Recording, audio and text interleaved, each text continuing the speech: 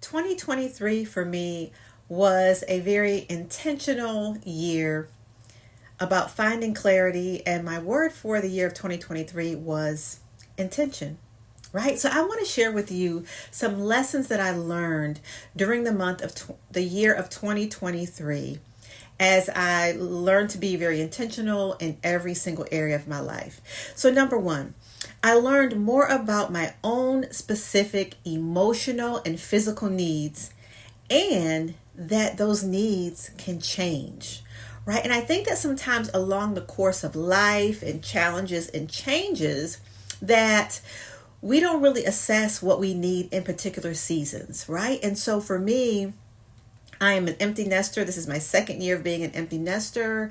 And, so a lot of things have changed in my life and business.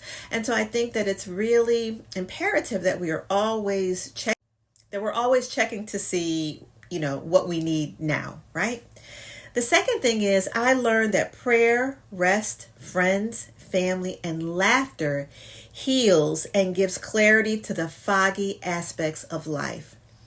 So the end of 2023 was a very challenging time for me. And so as I entered into the end of 2022 was a very challenging time for me, business-wise and personally.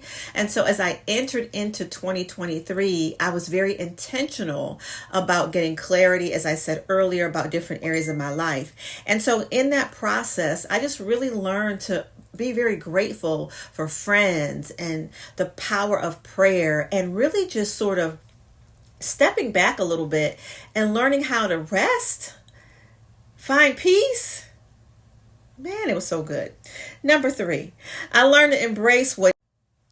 Next, I learned to embrace what is and not what was on an entirely new level. And I think that, in different seasons of our life, as we're moving along and we're learning lessons and we're, changing and embracing change, that sometimes we can, focus on the past, different aspects of the past. And listen, we can't change the past. And not that I haven't known that, but I learned it in a whole new level, right? In terms of perspective and really embracing the now.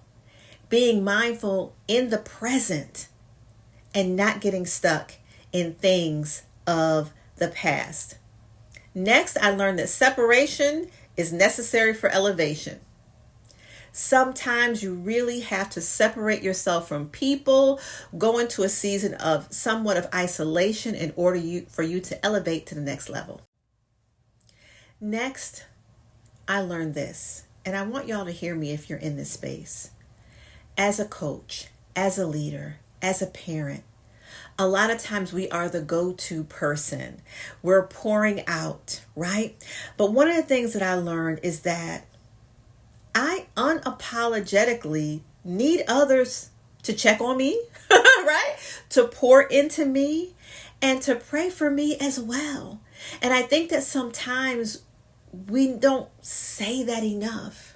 Yeah, I need you to call and check on me. I know I can do a lot of things. I know that I'm great in certain areas, but I want people to pray for me. I want people to check on me. I want people to pour into me as well, right? And I own that. And I think that sometimes we have that need and that want internally, but we don't necessarily articulate it. So we're not getting it, and we're not getting it, and so we feel some kind of way about it. So yes, pour into me too, right? The next is that I learned to embrace that regardless of divorces and failed relationships and all those things, love still wins. Love is a powerful virtue and emotion, and we all need it, right? And so regardless of our experiences, our highs, our lows, love still wins. There's nothing like it.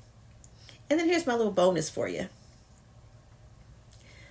As a believer, I recognize that God removes people, places, and things so that He can replace and elevate.